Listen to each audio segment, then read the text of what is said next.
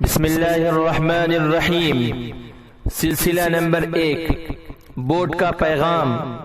مسلم پسندہ میں تبدیلی کی تحریک سیاسی تحریک ہے۔ ہم اپنے دین و دانش کے لحاظ سے یہ تسلیم نہیں کرتے کہ مسلم پسندہ میں تبدیلی کی تحریک کوئی اصلاحی تحریک ہے، بلکہ دوربین سے دیکھیے یا خوردبین سے صاف نظر آئے گا کہ یہ ایک سیاسی تحریک ہے جو ہندو کوڈ بل سے پیدا ہوئی ہے۔ یہ آپ کی سیاست ہے، آپ اسے اپنے پاس رکھیے۔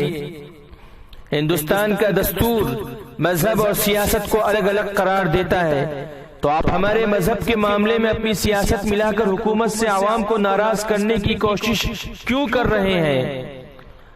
آپ کا دعویٰ ہے کہ حکومت ریفارمسٹ چاہتی ہے اور ہم مصلح ہیں۔ میں پوچھتا ہوں کہ ملک میں سماجی برائیوں، اخلاقی گراوٹوں اور غلاظتوں کے جو ڈھیر لگے ہوئے ہیں، حکومت کے قانون، حکام کی طاقت اور نام نہاد مصلحین کی اصلاحی مہم کا رخ اس طرف کیوں نہیں؟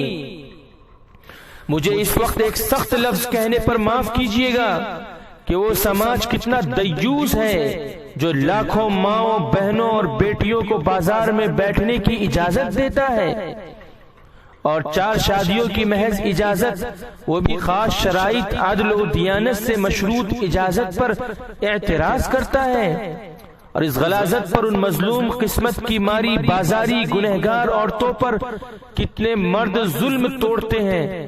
نہ کوئی پابندی عائد کرتا ہے اور نہ کوئی داروگیر کا روادار ہے۔ حضرت مولانا قاری محمد طیب قاسمی رحمۃ اللہ علیہ، سابق صدر آل انڈیا مسلم پسندہ بورڈ، تحریک اصلاح معاشرہ آل انڈیا مسلم پسندہ بورڈ۔